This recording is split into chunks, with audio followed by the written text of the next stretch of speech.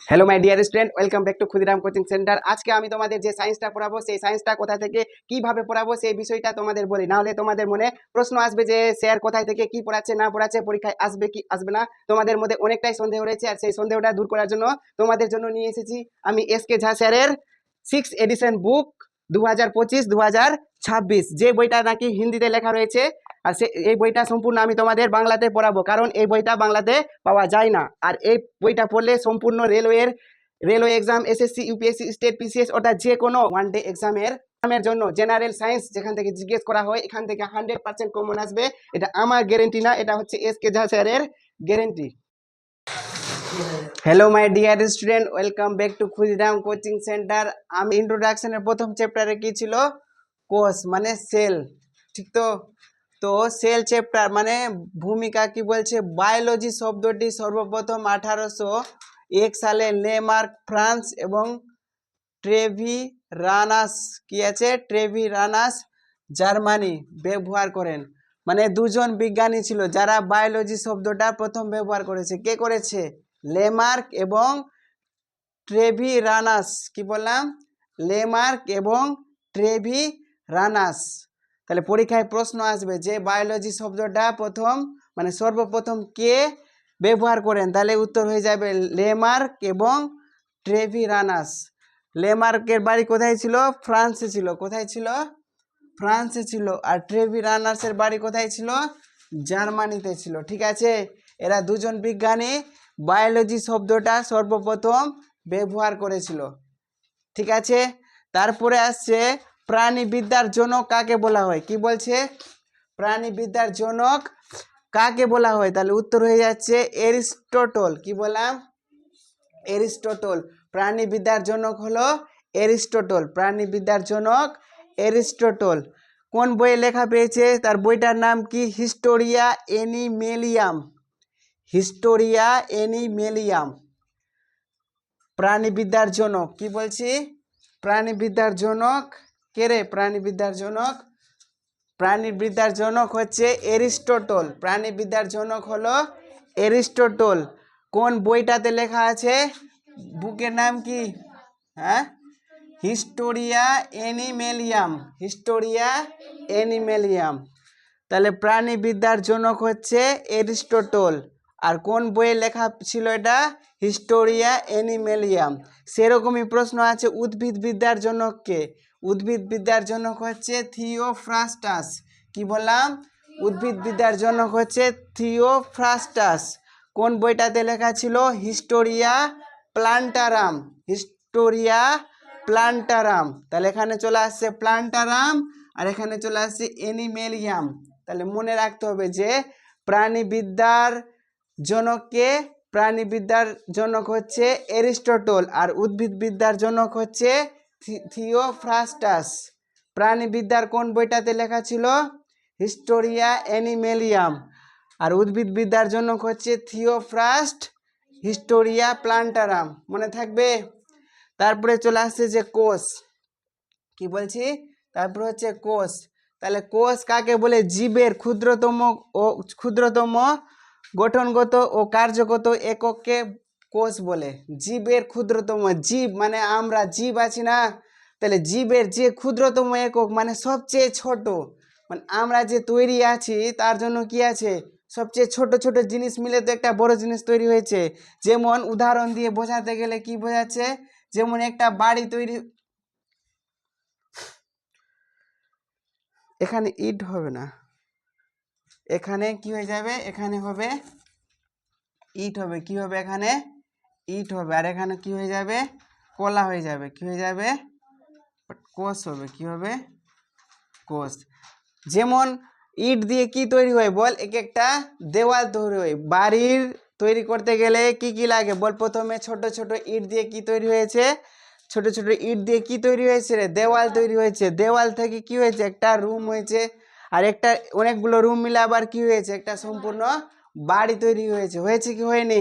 বোঝাতে পারছি কি পারছি না? আবার বলছি যে একটা বাড়ি তৈরি করতে গেলে প্রথমে কি লাগছে? একটা ইট লাগছে। আর সেই ছোট ছোট ইট দিয়ে কি তৈরি করা হচ্ছে? সেই ছোট ছোট ইট দিয়ে তৈরি করা হচ্ছে দেওয়াল। আর দেওয়াল দিয়ে কি তৈরি হচ্ছে, এক একটা রুম তৈরি হয়েছে, আর কয়েকটা রুম মিলে কি তৈরি হয়েছে, সম্পূর্ণ বাড়ি তৈরি হয়েছে। তার মানে বাড়ির বাড়ির সবচেয়ে গঠনগত একক কি হচ্ছে, তাহলে ইট হচ্ছে। কারণ ইট, ছোট ছোট ইট দিয়ে বাড়ি তৈরি করা গেছে। সেরকমই কি হচ্ছে, শরীর তৈরি করতে গেলে কি লাগছে, সবচেয়ে ছোট একক কি হচ্ছে, কোষ তৈরি হচ্ছে। হচ্ছে কি হচ্ছে না? হ্যাঁ, তো এক একটা কোষ মানে ক্ষুদ্র ক্ষুদ্র মানে অসংখ্য কোষ মিলে কি তৈরি হয়ে আছে, কলা তৈরি হয়ে আছে, কলা। আর অনেকগুলো কলা নিয়ে কি তৈরি হচ্ছে, অঙ্গ তৈরি হয়েছে। যেমন আমাদের হাত তৈরি হয়ে গেছে, সেখানে কি আছে, বিভিন্ন রকমের কলা আছে, আছে কি নাই, বিভিন্ন রকমের পেশি আছে, আছে না? যেমন হাতে কি আছে, হাড় আছে, চামড়া আছে আলাদা, তারপরে বলছি না যে আলাদা রকম একটা থাকে সাদা সাদা অংশ, তারপরে কি আছে, রক্ত আছে, আছে কি নাই? তাহলে বিভিন্ন জিনিস মিলে কি তৈরি হয়েছে, মানে বিভিন্ন কলা, যেরকম কলাগুলা, বিভিন্ন কলা মিলে কি হয়ে গেছে, অঙ্গ। এবার অঙ্গ যেমন হাত, পা, তারপরে ফুসফুস, হৃৎপিণ্ড, তারপরে অগ্নাশয়, পাকস্থলী, তারপরে কি আছে, লিভার, কিডনি, এগুলা এগুলা কি হচ্ছে, একটা অঙ্গ হলো। এই অঙ্গগুলো মিলে কি হচ্ছে, যেমন চোখ একটা অঙ্গ হলো, কান একটা অঙ্গ হলো। এইসব অঙ্গ মিলে কি তৈরি হয়েছে, আমাদের শরীর তৈরি হয়ে যাচ্ছে। বুঝতে পারলাম কি পারলাম না? তাহলে গঠনগত জিনিসটা তো ব্যাপারটা বোঝা গেল, গেল কি গেল না? এবার বলছে কার্যগত একক কি হবে, কি বলছে, কার্যগত কেন বলো, গঠন করেছে এগুলো ইট, ছোট ছোট ইট দিয়ে বাড়ি তৈরি করা গেছে, এটা ঠিক আছে, গঠন করেছে, কিন্তু বলছে যে কার্যগত, তো কাজ কি করছে, তাহলে ইট আমাদের বাড়ি তৈরির কাজে ব্যবহার করা হয়েছে। তাহলে ইট কি কাজ করছে, ইট যেমন বাইরে থেকে রৌদ্র আসতে কি করছে, বাধা প্রদান করছে, করছে কি করছে না? আবার একই রকম ভাবে যদি বৃষ্টি পড়ে, তাহলে বৃষ্টি যাতে ঝটকা মেরে জল ভিতরে না আসে, সেটা কি করছে, বাধা প্রদান করছে, মানে এগুলো কাজ করছে। আর কি কাজ করছে, হঠাৎ করে অনেক হাওয়া উঠে গেল, তো ধুলা বালি বাইরে অনেক উঠছে, তাহলে ধুলো বালি ঘরের ভিতরে যাতে আসতে না পারে, সেই ধরনের কাজ করছে। কে কাজ করছে, ইট কাজ করছে। সেরকম কোষেরও কি আছে, বিভিন্ন ধরনের কাজ আছে, যেমন খাবার তৈরি করা, খাবারকে হজম করা, খাবারকে যেখানে কাজ হচ্ছে সেখানে পৌঁছে দেওয়া, ঠিক তো? তারপরে বজ্র পদার্থকে বের করে দেওয়া, মানে একটা মানুষ যতগুলা কাজ করছে, সেরকম এক একটা কোষ ততটাই কাজ করছে। বুঝতে পারলাম? মানুষ কি কাজ করছে, খাবার খাচ্ছে, এক স্থান থেকে অন্য স্থানে যাচ্ছে, মানে একটা মানুষ যতগুলো কাজ করছে, যেমন খাবার খাওয়া, হজম করা, তারপরে ব্লাড সার্কুলেশন হচ্ছে, মানে রক্ত সংবহন তন্ত্র, এগুলো হচ্ছে কি না? এরকম সম্পূর্ণ একটা কোষেও কাজ হচ্ছে। কোষে অনেকগুলো কি আছে, অঙ্গ আছে। কোষ যে পড়ছে একটা ছোট দেখে কোষ, এই কোষেও অনেক কিছু আছে। কি বললাম, এই কোষেও অনেক কিছু আছে, যেরকম মাইটোকন্ড্রিয়া আছে, তারপরে নিউক্লিয়াস আছে, কি আছে, মাইটোকন্ড্রিয়া আছে, নিউক্লিয়াস আছে, তারপরে গোলগি বডি আছে, তারপরে সেল ওয়াল আছে, কি বলছি, সেল মেমব্রেন, কি বলছি, সেল মেমব্রেন আছে, তারপরে কি আছে, ভেকুয়েল আছে, তারপরে কি আছে, অনেকগুলো এই ধরনের অঙ্গ আছে, প্রায় 7-8টা এর কোষের মধ্যে অনেকগুলো আছে। আর এদের মধ্যে সবচেয়ে হেড হচ্ছে নিউক্লিয়াস। এদের মধ্যে কোষের মধ্যে সবচেয়ে হেড কে হলো, নিউক্লিয়াস। নিউক্লিয়াস কেন হেড হলো, কারণ নিউক্লিয়াসের দায়িত্ব হচ্ছে যে কে সবাই ঠিকঠাক কাজ করছে কি করছে না, সেটা কার দেখার দায়িত্ব, মাইটোকন্ড্রিয়ার কাজ হচ্ছে শক্তি উৎপাদন করা, মানে এটিপি, ঠিক আছে, কোষের শক্তি ঘর বলা হয়। তারপরে গোলগি বডি আছে, তারপরে ভেকুয়েল আছে, তারপরে সাইটোপ্লাজম আছে, ঠিক আছে, এগুলো অনেক কিছু আছে। তাহলে এগুলো কাজ করে, এই জন্য কোষকে কি বলা হয়, কার্যগত একক বলা হয়। বোঝাতে পারলাম কি পারলাম না? তাহলে কোষকে জীবের ক্ষুদ্রতম ও গঠনগত ও কার্যগত এককে কোষ বলে। কেন বলে সেটাও আমরা জানলাম। কোষের পরিমাপ করা হয় মাইক্রোমিটার, মাইক্রোমিটারে, মানে কোষ মাইক্রোমিটার মানে খুব ছোট, যাকে বলে খালি চোখে দেখাই যাবে না, একে দেখতে গেলে কি লাগবে, মাইক্রোস্কোপ লাগবে, ঠিক আছে, কি লাগবে, কোষকে দেখতে হলে মাইক্রোস্কোপ লাগবে। আর কোষে সর্বাধিক পরিমাণে জল পাওয়া যায়। তাহলে প্রশ্ন আসতে পারে, কোষে সর্বাধিক পরিমাণে কি পাওয়া যায়, তাহলে কোষে সর্বাধিক পরিমাণে জল পাওয়া যায়। ক্লিয়ার হলো কি হলো না? তারপরে চলে আসছে এখানে যে কোষ কে আবিষ্কার করেছে সর্বপ্রথম কোষ আবিষ্কার করেছে রবার্ট হুক। তাহলে প্রশ্ন আসতে পারে যে সর্বপ্রথম কোষ কে আবিষ্কার করেছে, তাহলে অ্যান্সার হয়ে যাবে রবার্ট হুক। এই কারণে রবার্ট হুককে কি বলা হয়, কোষ বিদ্যার জনক বলা হয়। কিন্তু রবার্ট হুক যে কোষটা আবিষ্কার করেছে সেটা কোষ মৃত ছিল না জীবিত ছিল? তাহলে মরা কোষ আবিষ্কার করেছে কে করেছে, রবার্ট হুক। কত সালে করেছে, 1665। 1665 সালে রবার্ট হুক মৃত কোষ আবিষ্কার করেছিল। এই কারণে রবার্ট হুককে কোষবিদ্যার জনক বলা হয়। কি ক্লিয়ার হচ্ছে কি হচ্ছে না? তারপরে আসে লিভেন হুক। এ কি করেছে, জীবন্ত কোষ আবিষ্কার করেছে। কি করেছে, জীবন্ত কোষ মানে জীবিত কোষ আবিষ্কার করেছে। কত সালে করেছে, 1674 সালে। কোনো সমস্যা? এবার যে কোষ যখন আবিষ্কার করেছিল কি করেছিল রবার্ট হুক মাইক্রোস্কোপ, নিজের তৈরি মাইক্রোস্কোপে দেখেছিল কোষকে। তো ওই দেখেছিস মৌচাক, দেখেছিস মৌচাকে কিরকম ছোট ছোট ছোট ছোট ঘর থাকে, জালের মতন থাকে কি থাকে না? হ্যাঁ থাকে। এরকম ছোট ছোট ঘর দেখতে পেয়েছিল। কি দেখতে পেয়েছিল, এরকম ছোট ছোট ঘর মানে ছোট ছোট বলা হয় না, ক্ষুদ্র ক্ষুদ্র ঘর দেখতে পেয়েছিল। সেই সব এক একটা ক্ষুদ্রকে এক একটা কোষ বলা হয়। কি বললাম, এক একটা। বুঝতে পারলি কি পারলি না? ক্লিয়ার হয়েছে, কোনো সমস্যা নাই? ঠিক আছে। তাহলে এবার আমরা কি জানবো, এবার আমরা জানবো যে কোষের নামকে আমরা কি বলছি শর্টকাটে, সাইটো থেকে কি হয়ে গেছে, সেল। ঠিক আছে। তাহলে কোষের অধ্যয়নকে কি বলে, স্টাডি অফ সেল। তাহলে স্টাডি অফ সেলকে কি বলা হয়, সাইটোলজি। কি বলা হয়, সাইটোলজি। তাহলে কোষের অধ্যয়নকে কি বলা হয়, সাইটোলজি। মনে থাকবে, সাইটোলজি। বলছে সবচেয়ে ক্ষুদ্রতম কোষ মাইকোপ্লাজমা। পৃথিবীর মধ্যে সবচেয়ে ক্ষুদ্রতম কোষ হচ্ছে মাইকোপ্লাজমা। এর থেকে আর কোনো ক্ষুদ্রতম কোষ খুঁজে এখন পর্যন্ত পাওয়া যায়নি। ঠিক আছে। এই জন্য সবচেয়ে ক্ষুদ্রতম, পৃথিবীর ক্ষুদ্রতম কোষ হচ্ছে মাইকোপ্লাজমা। মনে থাকবে কি থাকবে না? পৃথিবীর সবচেয়ে ক্ষুদ্রতম কোষ হলো মাইকোপ্লাজমা। ঠিক আছে। তারপরে বলছে সবচেয়ে বৃহত্তম কোষ, বলছে উট পাখির ডিম। উট পাখির ডিম হচ্ছে সবচেয়ে বৃহত্তম কোষ। পৃথিবীর মধ্যে সবচেয়ে বৃহত্তম কোষ হচ্ছে উট পাখির ডিম। এর থেকে বড় কোষ আর পাওয়া এখন পর্যন্ত যায়নি। যদি পাওয়া যায় তাহলে এর নাম চেঞ্জ করে কি করে দেওয়া যাবে, যেটা পাওয়া যাবে তার নাম এখানে পড়ানো যাবে কিংবা লেখা যাবে। কিন্তু এখন পর্যন্ত পৃথিবীর সবচেয়ে বৃহত্তম কোষ কি পাওয়া গেছে, উট পাখির ডিম। যার কি বলে দিয়েছে, মাপ বলে দিয়েছে 170 mm ইন্টু 135 mm।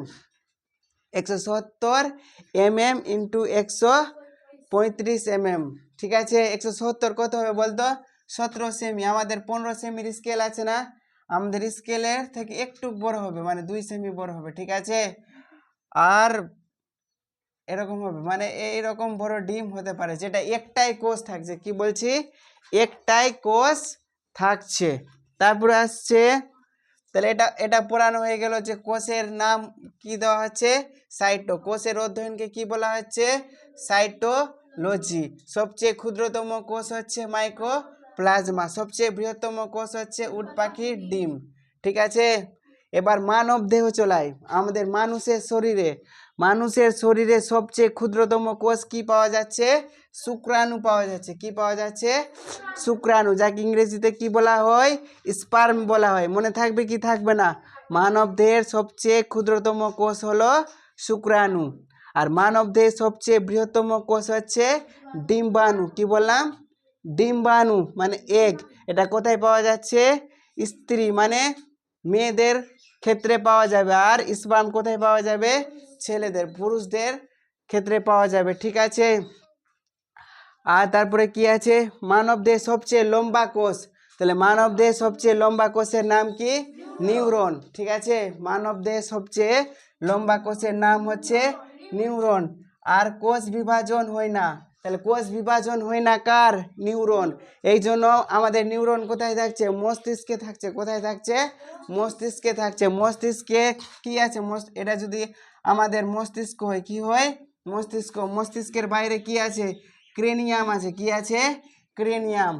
তাহলে ক্রেনিয়ামের উপরে কি আছে? আমাদের মাথার চামড়া আছে। এই চামড়ার উপরে কি আছে? চুল আছে। তাই বুঝতে পারছিস যে এখানে কত সেফটিতে একে রাখা হয়েছে নিউরনকে। নিউরন যদি সামান্যতম ক্ষতিগ্রস্ত হয়ে যায়, কি বললাম?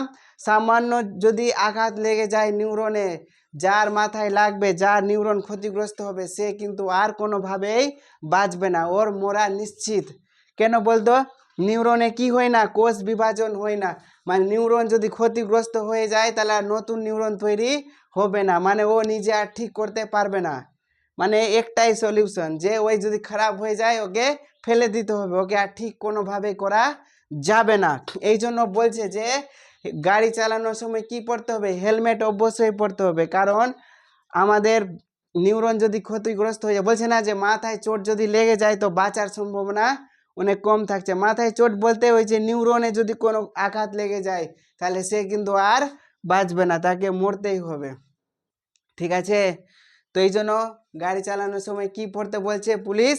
হেলমেট পরে গাড়ি চালাতে বলছে। Safe drive and save life. মনে আছে তো? গাড়িতে লেখা দেখছিস তো? হ্যাঁ, তাহলে মানব দেহের সবচেয়ে লম্বা কোষ হচ্ছে নিউরন। আর কোষ নিউরনের কি হয় না? কোষ বিভাজন হয় না। মানে নিউরন যেরকম আমাদের হাতের চামড়া কেটে গেল এখানে, তো ঘা হয়ে আবার ওষুধপত্র খেয়ে ঠিক হয়ে যাচ্ছে না, কিন্তু নিউরন যদি ওইরকম ক্ষতিগ্রস্ত হয়ে যায় সেটা আর পূরণ হবে না, ক্ষত পূরণ হবে না, যেরকম থাকার সেরকমই থেকে যাবে। ঠিক আছে? তারপরে মানবদের সবচেয়ে দ্রুত কোষ বিভাজন হয় কোথায় হয়? লিভার। লিভার অর্ধেকটা কি 4 ভাগের 3 ভাগ, মানে এত বড় লিভার আছে তোর, তো এখান থেকে কেটে এইটুকুন দিয়ে দিলি কাউকে, তো তোর এইটুকুন লিভার থাকবে না, এইটুকুন লিভার থেকে আবার তোর লিভার হয়ে যাবে, আবার কাউকে কেটে দিয়ে দিবি, আবার কি হবে? লিভার হয়ে যাবে। কিন্তু নিউরনের ক্ষেত্রে সেটা হবে না।